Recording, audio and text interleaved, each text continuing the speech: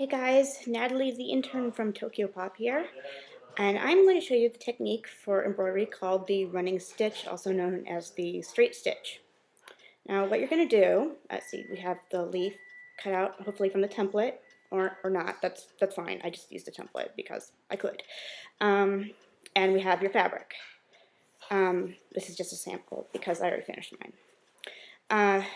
What we're going to do, hopefully you have glued this part onto here. Just put the glue on the corners like this, like this, and this.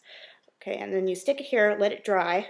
Just leave it here and let it dry. Well, not holding it, of course, just on the table. Once it's all dry, what you're going to do is, well, hopefully it will be stuck, and then flip it over. Feel where the stem is, the stem of the leaf, and you're gonna have a knot tied with your embroidery floss. See, here's the knot, and here's the, well, needle. You want the knot to be on the wrong side of the fabric. That means the side that does not show. So what we're going to do is we're going to put the needle in the wrong side, and it will make sure it comes out like the area you want it to in the front, like so. This comes out like this. This is going to be the start. It's actually not the straight stitch yet, but it will be very shortly. Now it's going to the straight stitch. I'm sorry. Now what you're going to do is, I don't know if you can see this here. Can you see this? Okay, we're going to dip it in, get it so it's on the bottom. You can see it's gone all the way through, and dip it back out. Oops, there, see, I aimed it wrong. You want it to be straight in the direction you're going in. See, now it looks like this. See, this is the area it came through. This is where it's coming out. And you see in the back it should look like this. You can see there's the little part of the needle. And you're just going to pull it through. Don't pull it too tight or it might cause the leaf to wrinkle up a bit. So you want it tight, but not so much that it's stretching the felt, because then you're going to have a very unhappy leaf. And as that artist in that painting show said, you don't want happy leaves. Bad karma. So, I think it was on PBS, whatever. Anyways, so that was your first stitch.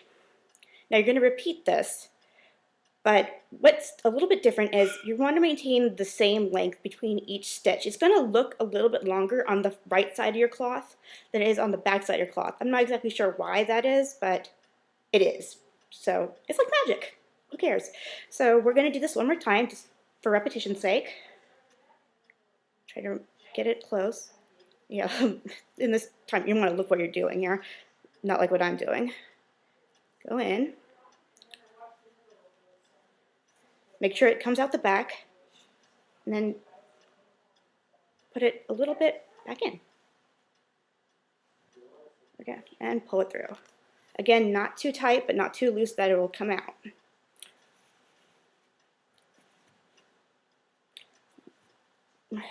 If you have a knot, then that's something to worry about, but there we go. That's better. That's what comes of using old thread, or floss. There we go. And now for the end of the stitch, when you get to the top of the leaf, what I did was I just dipped it in without going back up. And I'll show you why. So just stick it down, don't bother going back up after the dip. Stick it down. And I'll show you why. So now, this is what your back will look like. Kind of looks like this. Now you're going to use your fingers, and I of course can't demonstrate to you the feeling of touch, so you're going to have to feel for yourself. But here's where see, you're going to feel for the leaf with one of your hands, and with your other finger, you're going to hold on to that leaf, the part of the leaf segment, whatever you say, where you want to stick your needle in. And you're going to pull through. Make sure you don't poke yourself because it hurts. Unless you've done it a million times, then you no longer feel it. Ish. But then you poke it through, like so. And basically what you're going to do is you're creating the veins of the leaf using this thread. Floss. Why do I keep doing that? And so we're going to dip it in, just like before. Remember, try to keep it even between stitches because it's going to look a little bit more presentable, but if you can't, don't worry. There is such a thing as beauty in imperfection. I think that's part of the tea ceremony, actually, so good job. Wabi or Sabi or something, I forget which one it is. So we're going to pull this back, and basically you're going to keep doing this until you have the veins for each segment of the leaf. Oh, here we go, sorry, I apologize. So see, I'm going to want to go here, and here, here, and here. So there'll be 4 segments outside of the main vein. So after you do that, you're going to flip it over. And to finish off, this is going to be a little tricky. Well, more a little messy, unless you are really good at tying knots, which I'm not. So if you are good at tying knots, more power to you. But for those who are not so knot savvy, that came out weird. Here's what I recommend you doing. You're going to look for where the loops went, and you're going to just, and you're just going to kind of weave through the loops inside the loops that are the stitches that already went through. Kind of weave in and out. What we're trying to do is make sure the thread does not come out when you're done. But also what you don't want to do is, like I said before, you don't want to pull too rough. Because if you do, it's going to stretch out the felt, and then you're going to have a very mangled leaf. Not so pretty. We want things to look pretty.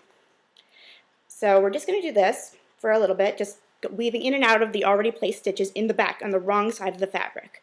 Wrong side means the part that you don't see. If I didn't say that already, I don't know. So we'll do this for maybe 3 or 4 just to be sure. I bet you can go by with 3, but I do 4 because I'm extra careful. I know. So let's pretend I did 4. So now these are actually shears for fabric shears. Yeah. So they're a little bit different looking than your average, craft cutting scissors, but they're made especially for fabric and thread. But you can use whatever you have at home. Just make sure if you're using the ones for the kitchen that they're washed. Long story, don't ask. Yeah, turkey flavored handkerchiefs, not so fun. Anyways, you're going to want to cut not too close to where you left it. Like, I don't know if you can see this here. I'm going to put it up. Okay, here we go. So, see where the thread is? You don't want to cut right here.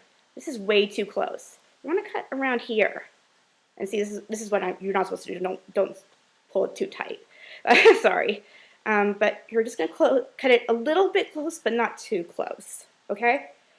And we're cut. So flip it over. Yeah, see, I pulled too tight, and this is what happened. It puckered. A puckery leaf. Yeah. So, I will now show you the finished product so you get an idea of what to look for when you're done. This is, well, mine. It's maple leaves over everything with the little veins, if you can see. Yeah, let me see if I can find a good one on here. Oh, this is a kind of good one. Okay, let's see this one. Yeah, and you really can choose any colors you want. I chose kind of autumn colors because, maple leaves, fall, explosions of color that are fall colors. I don't know.